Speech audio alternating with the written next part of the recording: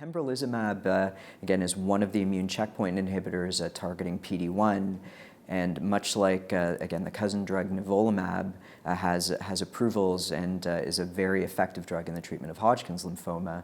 The studies that have been done in diffuse large cell lymphoma have generally shown modest single-agent activity, but with a couple of exceptions. And so there's been some interesting observations looking at the drug, particularly in primary mediastinal large cell lymphoma, where again, as a single agent, pembrolizumab in mediastinal lymphoma showed good single agent activity in a larger phase 2 trial, and we've seen combinations again with it and brentuximab showing high degrees of activity. So that's a subset where we know that the checkpoint has an important role given the relationship to Hodgkin's lymphoma that we see in mediastinal lymphoma, frequently having genetic alterations similarly to what we see in Hodgkin's.